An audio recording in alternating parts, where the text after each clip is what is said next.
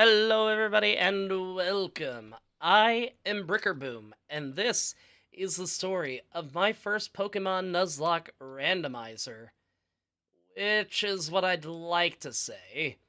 My streak of being terrible with technology has continued, and for whatever reason, the randomizer that I had downloaded didn't work. Alright, so if we go by that... Oh, that's not very randomized. What? This isn't randomized. Oh god. Trash. So, when you want. hello everybody and welcome. This is Brickerboom. We are playing a Pokemon Fire Red Nuzlocke that isn't randomized. Hello. Joining me is Spooky Editor. We're gonna keep the first 6 minutes of this in, and yeah, that's happening. So do you want to go by the trainer ID and get Bulbasaur, or do you want Squirtle? Because we are sure as hell not getting Charmander. However, we will not let that stop us. We're going to continue with the Nuzlocke, and typical Nuzlocke rules apply. First encounter each route. We nickname each Pokemon that we catch to grow emotionally attached, and then mourn their inevitable death when it does happen. Let's get started. So, by all of that, I mean, this is the story of how Morticia Noir and I did our first Nuzlocke. Totally done on purpose. Going by trainer ID, we got arguably the best starter for Generation 1. After naming our wonderful starter patches, we won handily against our rival. Up to him and like whispering that. Yes. You don't even. Alright. Oh no. Get him! What? Oh no, it's a speed tie.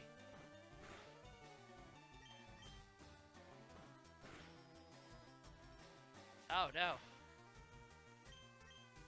Oh no. Don't kill Patches! So the run doesn't technically start until we get Pokeballs. So, do you want me to... Yeah, we'll get the level later, I guess. Oh no. Okay, so to be fair, a Nuzlocke typically doesn't begin until after you get Pokeballs, so we're just gonna go ahead and pretend that didn't happen. Okay? Okay. Moving on from the rival fight, we decided to go ahead and obviously head north given the fact that we had limited options. During this time, we did catch Fievel, the Rattata, Spanky, the Mankey, and also Hakuna Matata, the Weedle. After the data corruption, we went ahead, we moved on to Viridian Forest. I won't lie, mistakes may have been made during this time, but I still say that it wasn't my fault. Oh no, Caterpie, why? We're gonna leave him in. If he dies, he dies. No! Oh no! Okay. So now, we have Fievel, BP2, and Hakuna Matata, and I am certain that no more of our children are going to be dead by the end of this. Brock's gym, as you can see here from the footage, was easy enough as it should be given the fact that Bulbasaur was our starter. My Pokemon are all rock hard too. And have true grit determination. That's right, my Pokemon are all the rock type. Fwahahaha, you're going to challenge me knowing that you'll lose? That's the trainer honor that compels you to challenge me. Fine then, show me your best. Brock, you are about to have a bad day, son. Geodude self-destruct, and Patches is dead. I like just the soft... Alright, I think one hit will do it. You were right. I know them type matchups are right enough. Oh my god. Fievel's getting them gains. Patches is getting them gains. Well, okay, never mind. Alright, let's put in Hakuna Matata. Try to get some level ups there. That's a bit bigger than I thought. Yeah. Ooh, that's a bad move. Be careful. Oh, it's fine. It just used tackle. god! Oh, I'm just picturing like how ferocious Onyx looks.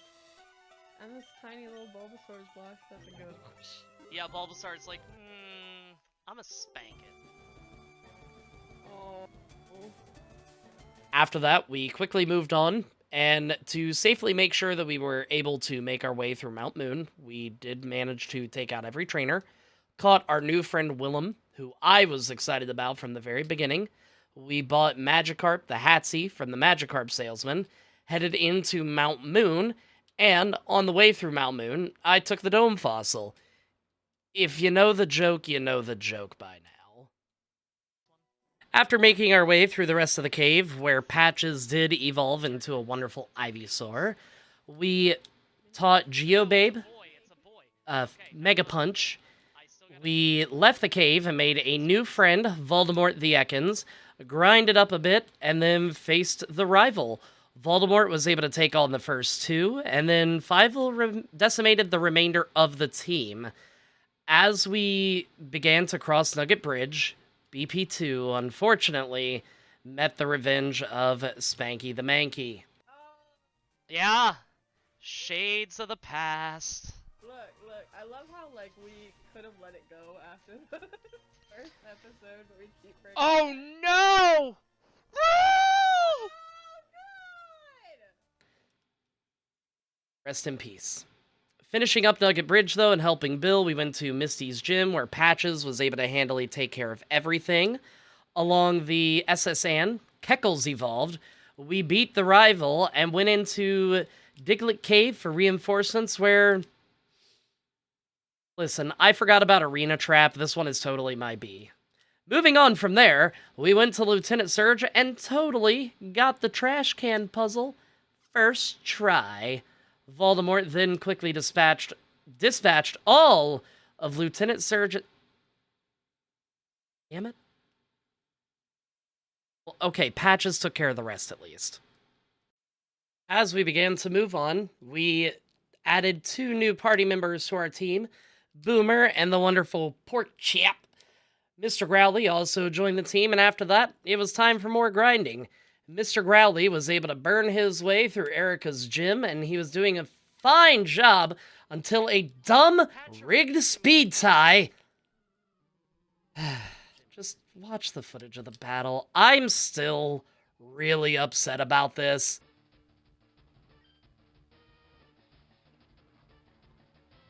This is what James had. Oh, yeah, you're right. Yeah. Alright. Go for it.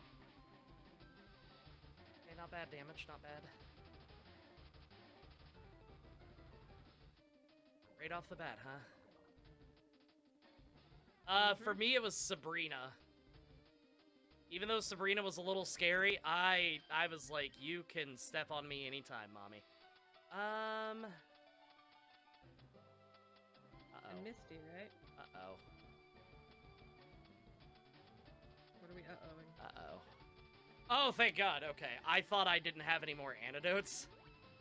Oh, thank God, Growly, you're a madman!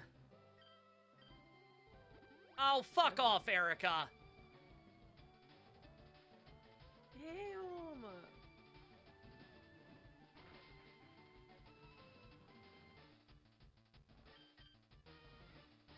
Alright, it's fine.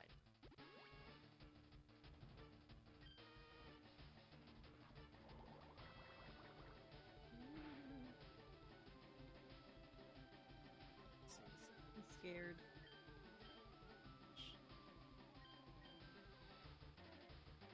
Alright, let's do this. Come on, Growly.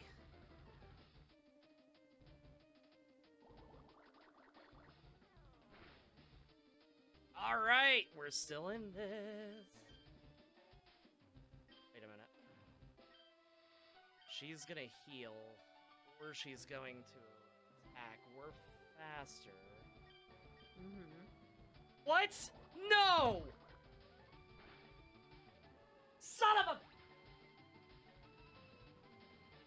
After that, we did the Rocket Hideout, and I'm not 100% sure what happened. Somewhere along the way, the footage of fighting Giovanni got lost. We did a good job of basically decimating his team.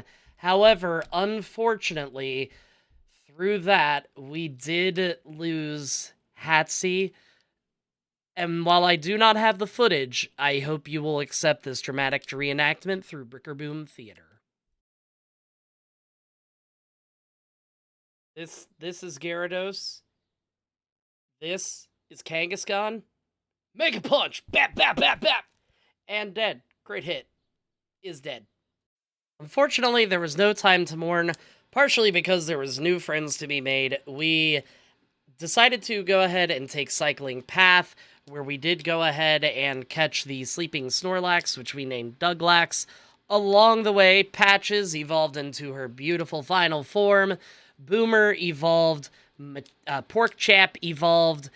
All in rapid succession, and then from there, it was time to do Koga's Gym, where Keckles was able to go ahead and sweep his way on to victory. Afterwards, wanting to continue this path of victory, we went straight to Silphco, beat up Rival Fivel, then Giovanni, without any deaths this time or errant critical hit dumbness taking us out, and then also beat Sabrina in very quick succession. It was a good day. After beating Sabrina and sailing on our trusty Douglax, we went to Cinnabar, where we immediately went to the burnt haunted mansion, lost to coughing. Then we grabbed the secret key and headed to Blaine. Douglax was able to handily take care of the gym. After that, we did skip the optional Sevi Islands. To me, it's not something that necessarily adds anything to the storyline, aside from a couple encounters, but we already basically have our Elite Four team. Unless something happens at Giovanni's gym, there's really no reason for us to go there for the additional encounters. And speaking of Giovanni, Patches and Keckles were able to quickly take care of Giovanni, and then it was time to fight the rival once more before we were able to head to the Elite Four. Thankfully, once again, no losses. And I'm going to pause it right here for a quick note from your editor, me. Hello, it is I, your editor and narrator and player and all of the above. I wanted to go ahead and take a quick minute to kind of bring up grinding. I have been doing it quite a bit during this particular Nuzlocke. However, about this time, I spoke to my community, and they did agree that it was okay for me to go ahead and use the infinite rare candy glitches and hacks that you can use in these particular games.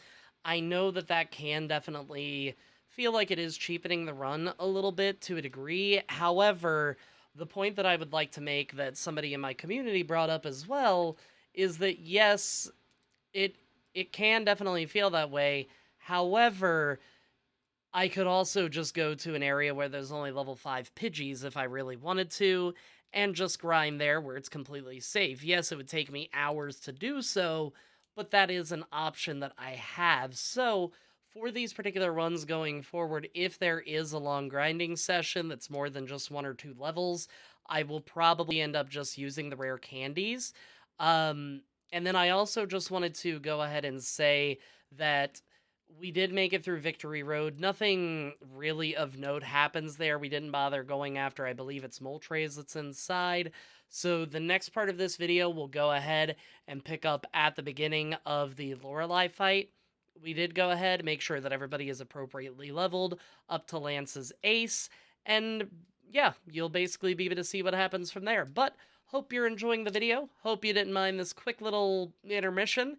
And before I forget, make sure to like and subscribe. It really does help me out. We just very recently hit over 100 subscribers. And if there's other Nuzlocke types that you want to see or other challenges, make sure to let me know in the comments below. This has been your message from Brickerboom. Back to your regularly scheduled program. Bye, y'all. P.S. If you want to have a say in how runs are done or what happens next, also make sure to join the Discord using the link below. Okay, thanks. Bye. After Victory Road, it was time to face Lorelei, who specialized in Ice-type Pokemon. Most Ice-type Pokemon do have a Water Dual type, at least in Gen 1. So, Boomer was able to take out Dugong and a couple Sparks. Cloyster, who has just terrible special defense, met with the same fate. Slowbro also went down in 2 Sparks, and finally it was time for Lapras. Porkchap came in and punched it a couple times in the face to bring it down.